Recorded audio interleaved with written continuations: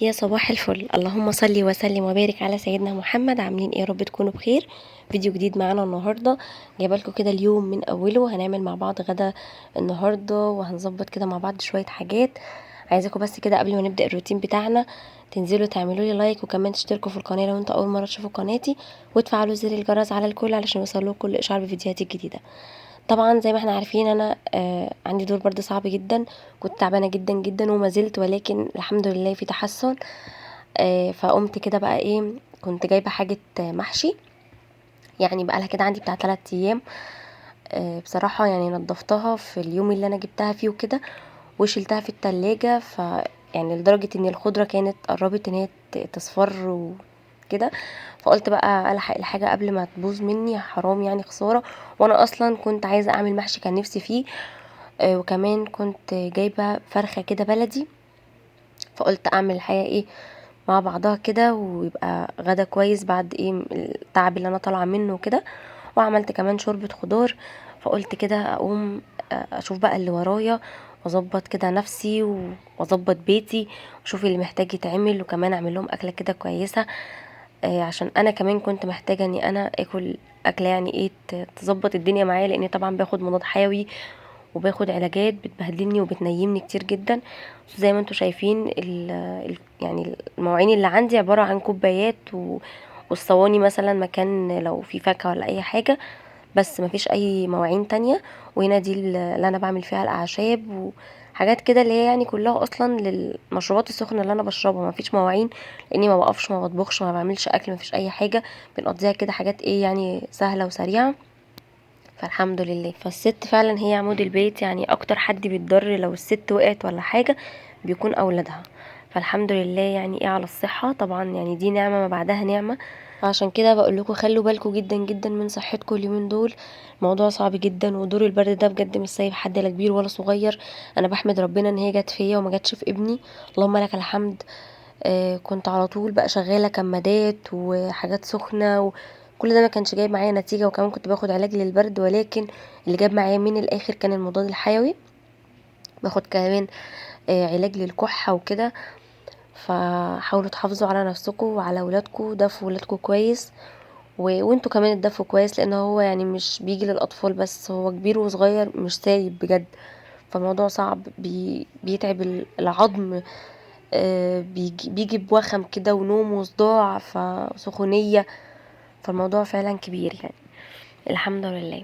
بصوا بقى، هنا دي كانت الحاجات اهي.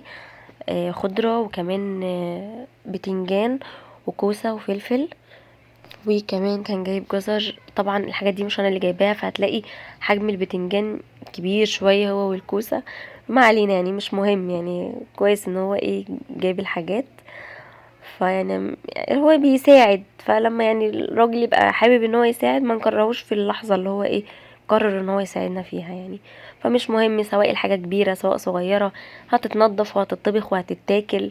فعادي يعني، مش مهم. هي بس بتفرق في شكل التقديم وبرضو يعني بيبقى في الاكل برضو بيبقى الحاجة كده ما تبقي ماسكاها حجمها صغنن بتبقى ألذ شوية. ولكن مش مهم يعني، عادي، حلو حلو. فهبدأ بقى كده ايه انضف الخضرة معاكم. طبعا انا ما نضفتهاش يعني ايه تمام يعني، لاني كنت عايزة وقتها اطلع بس اللي هو انضف الخضر اللي هو يعني البتنجان والكوسة والفلفل وكده. فاليوم ده عايزه اقول لكم انا نضفت الحاجات دي ورحت رقدت تاني، تعبت جدا جدا. تاني يوم على طول يعني انا كان البرد بيظهر عندي من بالليل للصبح، بصحى الصبح بقى حرفيا متدمره خالص. فانا يا دوب نضفت الحاجات دي، ربنا كده زي ما يكون اداني الصحه وقتها. قعدت نضفت الحاجات دي، كانت على الساعه 11 تقريبا بالليل. ودخلت كده غسلتها وظبطتها وسبتها اللي هي ايه تتصفى من بالليل للصبح. وبرضو نضفت الخضرة وغسلتها ونقعتها في مية بخل، واديتها شطفة محترمة. وبعد كده حطيتها برضو في مصفى تتصفى لغاية تاني يوم. تاني يوم ده بقى كنت انا حرفيا يعني في السرير مش بتحرك. فلما شديت حيلي كده شوية بالليل، قمت عملت ايه، قمت عملت الحاجات دي، لفيتها بستريتش رول. لفيتهم وحطيتهم في التلاجة. قلت الحاجة لو فضلت بره اكتر من كده هتبوظ مني. وكمان يعني حتى بعد لما حطيت الخضرة في التلاجة برضو لقيتها اصفرت وكده. فلما لقيت ان الحاجة خلاص مش هينفع ان هي تستحمل اكتر من كده، فقررت ان انا قمت حتى كنت شديت حيلي شويه من العلاجات. طبعا كنت بقى لما لقيت نفسي خلاص مش قادره جبت مضاد حيوي واخدته، بس طبعا سألت يعني دكتور، مش انا اللي جبت من نفسي. هما كانوا بالظبط 3 برشامات يعني مش كتير. بس فظبط معايا الدنيا شويه الحمد لله. فقمت بقى علشان اخلص الحاجه واعمل الاكل. كان يعني هو النهارده بالظبط، النهارده الجمعه. قمت كده استعنت بالله وشديت حيلي وخلصت الاكل. نشوف كل حاجه مع بعض. بس اتمنى لو انت لسه ما عملتيش لايك اعملي لايك للفيديو، ولو اول مره تشوفوا القناه اشتركوا في القناه علشان يوصلكوا كل الفيديوهات بتاعتي الجديده اول باول. بصوا بقى هنا دي اللي هي العروش بتاعت الخضره، اللي هي العروق بتاعتها دي. انا غسلتها كده وشلتها علشان بحطها في الحله من تحت اللي انا بحشي يعني فيها. بحطها كده وتقطعي معاها بقى ترانشات، مثلا بصل وطماطم، حابه تحطي جزر، حابه تحطي كوسه، اللي يريحك اي حاجه ما بتقولش لا. ورشه مثلا ملح ورشه فلفل اسود. ممكن تدعكيهم كده في بعض، وممكن عادي من غير اي حاجه خالص تحطي الحاجات دي وتكتفي بكده. الخضار ده برضو بيدي طعم حلو وبيساعد ان الحاجه ما تتلسعش منك من تحت. فالميكس بتاع الخضار ده بقى الروايح بتاعته دي كلها بتندمج كده مع بعض وتطلع لك بقى مع المحشي، بتبقى حاجه روعه. هنا بقى كنا يوم الخميس بالليل حضرت الحاجات دي كلها.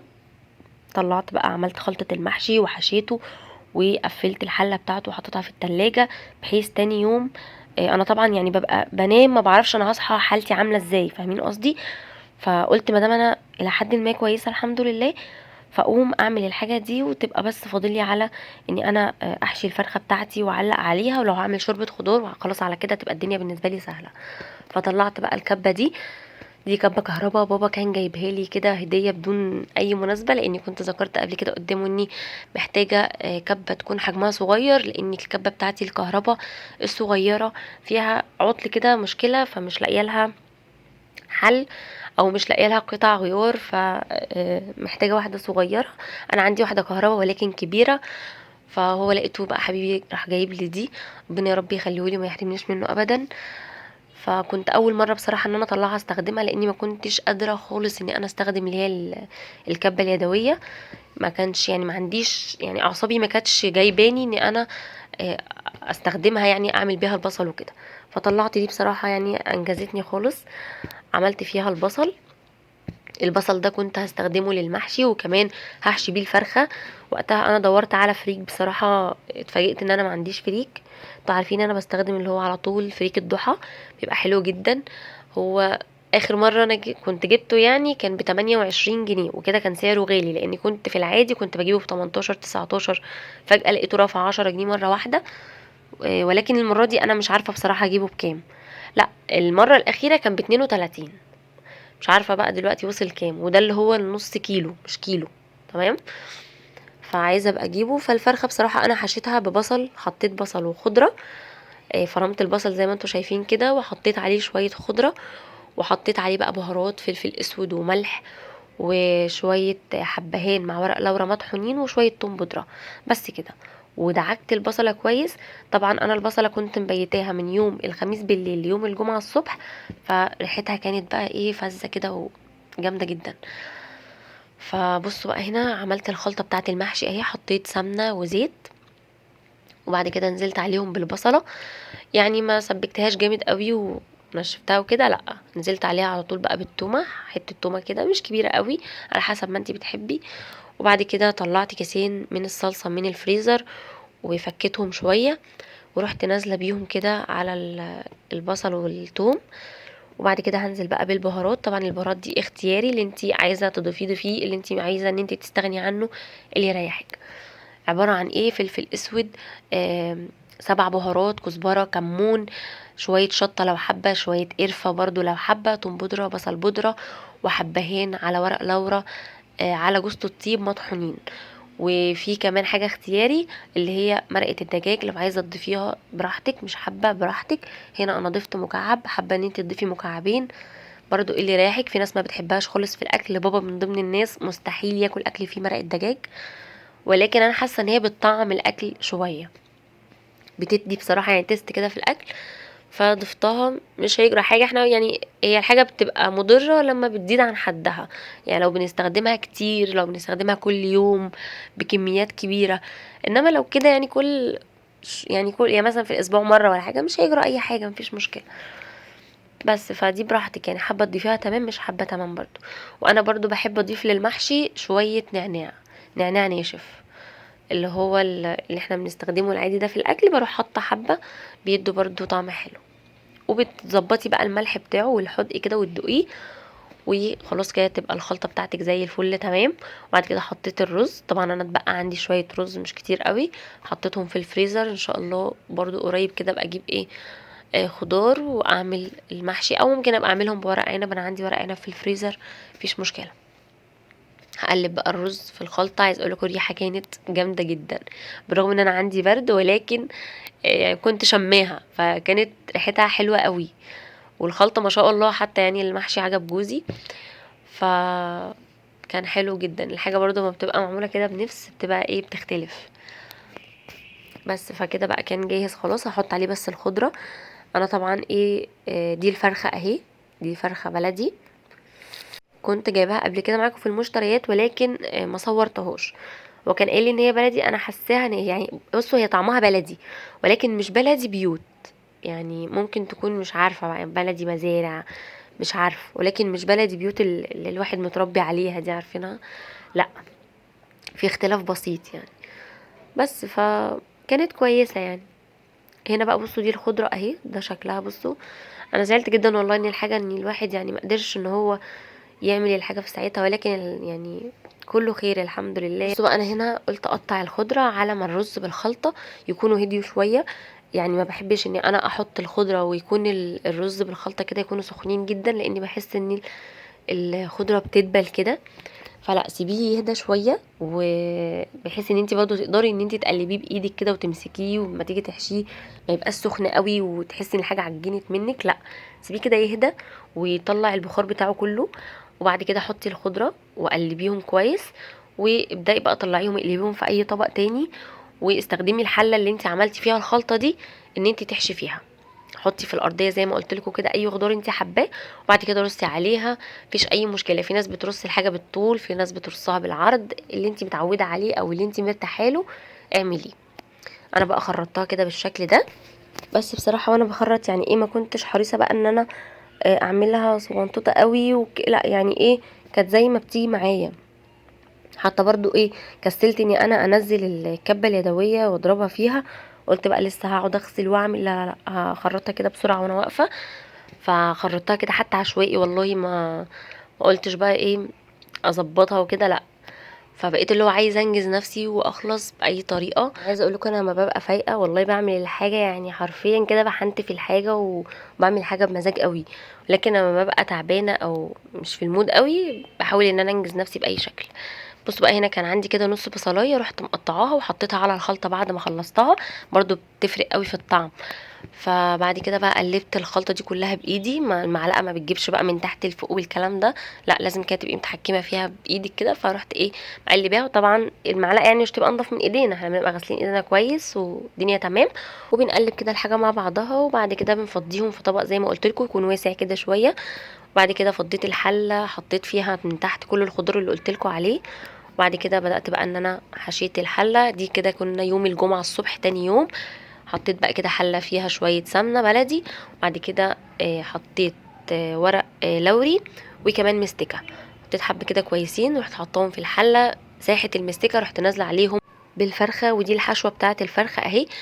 بصلة مفرومة، وحطينا عليها شوية من الخضرة، وكمان البهارات فلفل اسود وملح، وكمان شوية من الكاري وتوم بودرة وحبهان على ورق لورا مطحونين. وقلبت كل ده في بعضه كويس جدا، ريحتهم كانت تحفة. بعد كده بدأت غرست الصدر بتاع الفرخة من جوه بالسكينة، من غير ما ابوظ طبعا شكل الفرخة من بره. وبدأت حشيت كل ده من عند كده من تحت الجلد، والفرخة كمان من جوه. وبعد كده قفلتها كويس جدا، ورحت نازله بيها في الحله، اخدت كده تشويحه، ورحت نازله عليها بالميه السخنه المغليه، وسبتها طبعا كملت سواها كده، خلاص كانت استوت وطلعتها ودهنتها بقى بالشكل ده. يعني بصوا الخلطه دي بقى ليها كذا طريقه وكذا شكل، وانا عامه بنوع فيها كتير. شويه صلصه وتحطي عليهم شويه زيت او شويه شوربه اللي هم يعني ايه يحركوهم كده، وتحطي عليها بقى شويه بابريكا، توم بودره، بصل بودره، حبهان وورق لورا مطحونين، 7 بهارات، فلفل اسود، اللي يريحك، الحاجه اللي بتحبي تحطيها ان شاء الله تحطي كل البهارات فيها، وتديهم كده تقليبه محترمه، وتروحي دهنه بيها الفرخه، دخليها تاخد وش، وتروحي مطلعاها تقلبيها على الناحيه التانية تاخد الوش التاني. عايزه اقول لكم بتبقى شيك جدا وتحفه جدا جدا في العزومات، بتبقى حلوه قوي على سفرتك وشيك. شوربه الخضار عملتها، كان عندي الفاصوليا وكان عندي البسله، وكان عندي الجزر، كل ده كنت شايلاه في الفريزر. الجزر استخدمته فريش، والبطاطس قشرت بطاطسية كده وعملتها، ولكن ما كانش عندي كوسة للأسف، فعملتها من غير كوسة عادي يعني، ما قالتش لأ. وده كان الشكل النهائي للأكل، وبصراحة كان طعم تحفة. يا رب يكون عجبكم، وطبعا جربوا اي حاجة من اللي انا عملتها دي، ان شاء الله تعجبكم وهتطلع معاكم تحفة. طبعا لما بتبقي حاشية الفرخة بالفريك بيبقى طعمها احلى بكتير، ولكن أنا زي ما قلت لكم ما كانش عندي فريك، ولكن مشيت نفسي باللي كان متاح عندي، برضو الدنيا طعم مفيش احلى من كده. بعد كده طلعت بقى، كان عندي شوية اللي هي بتاعت حب البليلة ده، نقيتهم كده ونقعتهم شويه، وبعد كده عملت بليله وكان طعمها برضو تحفه. عايزه اقول لكم ان كل الحاجات اللي طافت على الوش دي كلها نزلتها مع الميه ورميتها، لان اي حاجه عامه بقوليات او غيره، اي حاجه بتلاقيها طافت على الوش من فوق اعرفي ان هي فاسده، فعلى طول ارميها. كل اللي بيبقى راكد تحت في الميه ده هو ده اللي بيكون كويس وده اللي تستخدميه. انما مثلا فول او غيره اي حاجه تلاقيها على الوش من فوق كده اعرفي على طول ان هي مينفعش ان انت تستخدميها وارميها على طول. فكده بقى انا كنت خلاص نقيتها كويس، وكمان هحطها في الميه واغسلها كتير جدا لغايه ما اتاكد ان هي ما فيهاش اي حاجه، وبعد كده هستخدمها على طول، وهعمل بيها بقى شويه بليله مفيش بعد كده. وهنا عملت بقى كوبايه اعشاب كده كويسه، حطيت عليها كمان ورق جوافه. ده كده يكون الفيديو بتاعنا خلص، اتمنى يكون الفيديو عجبكم. طبعا ما تنسوش تعملوا لي لايك عشان هو ده دعمكم ليا، لان زي ما قلت لكم انا بتعب جدا جدا في فيديوهاتي وفي التصوير. ولو انتوا اول مره تشوفوا قناتي اتمنى ان انتوا تشتركوا في القناه وتفعلوا زر الجرس على الكل علشان يوصلوا كل اشعار فيديوهاتي الجديده، واستنوا مني فيديو جديد. وطبعا بشكر الجميله اللي كملت معايا الفيديو للاخر، ويا ريت تسووا رايكم تحت في الكومنتات، وكمان لو عندكم اي افكار لاي فيديو عايزين نعمله سيبوها لي برضو تحت، وانا ان شاء الله في اقرب وقت اعمل لكم بيها فيديو. ومع السلامه.